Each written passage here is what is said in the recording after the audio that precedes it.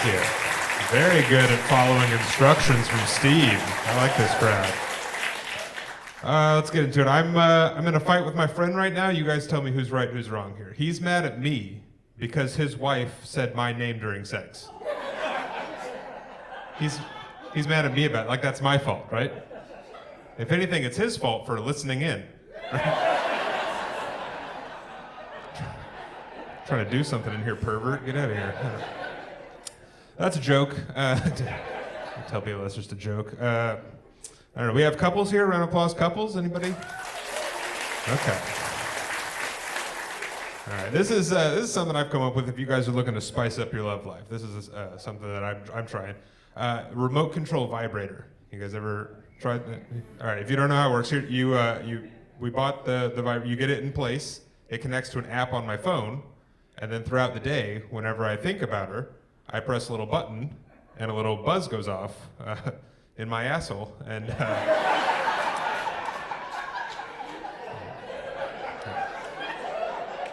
she doesn't know we're doing it. If you see her, don't tell her. We have single guys here. Round of applause, any single people? All right, less enthusiasm.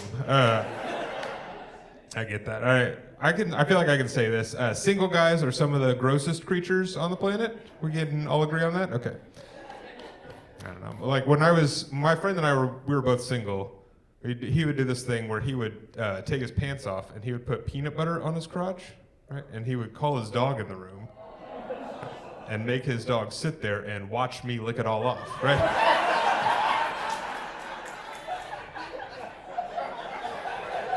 Why was that dog there? That dog didn't have to be there. No reason for that dog to be there. Is this a dog crowd? You guys like dogs? Anybody? Very good. I like dogs. Sometimes I like dogs so much, sometimes I just go to the pet store to check out the selection they have there. I'll pet the dogs, just hang out there. I was in there the other day, I was petting a dog. The guy that works there, he comes up, he looks at me and looks at the dog and says, "Sir, are you interested in a Cocker Spaniel?" And I said, "Spaniel." It's 10:30 in the morning, dude. Unless you got peanut butter, I'm picking Spaniel, if you ask me. All right, we're having a good time. Let's see, I don't know. I experimented a lot with sex and drugs when I was in college. Anybody else experiment with sex and drugs? I was part of the control group. You guys go do the sex and drugs. I'll stay here, make sure there's no placebo effect or anything. Let's see, we got any fans of history here? Round of applause, any history buffs? Okay. Very good. I've been getting into history lately. I've been reading Wikipedia. Been studying the history of the sandwich. I don't know if you guys are familiar with this. I've been pretty deep in the archives. The sandwich was invented in the 1500s. You guys know that? In the 1500s by royalty, by the Earl of Sandwich. Right.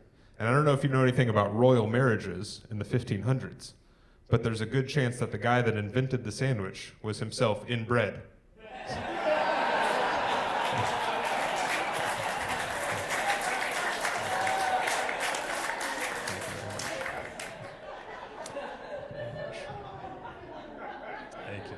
Thank you. I like to leave that space in case you guys do want to do a standing ovation.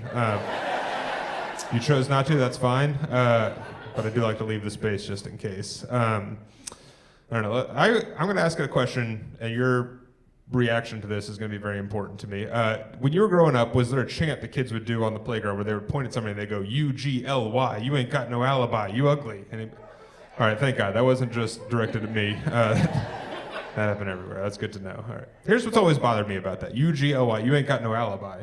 I don't understand how having an alibi would have helped me in that situation. I don't know. Somebody's like, "Hey, you're ugly." I'm like, "Hey, I was at Kevin's house all day on Thursday." All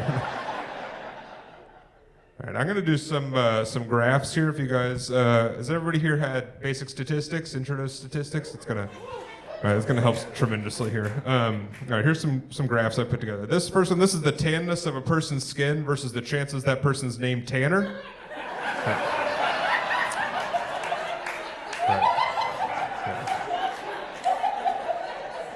So this is like an African-American gentleman, very tame, not going to be anything. This is like a lacrosse player, very pale, but almost certainly going to be named.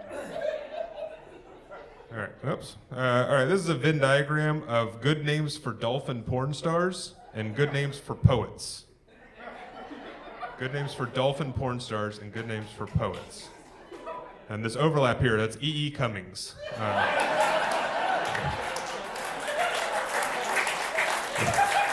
E.E. Cummings would be like a good name for a dolphin porn star. All right, this is a graph of the number of times you've thought about poet E.E. Cummings having sex with a dolphin.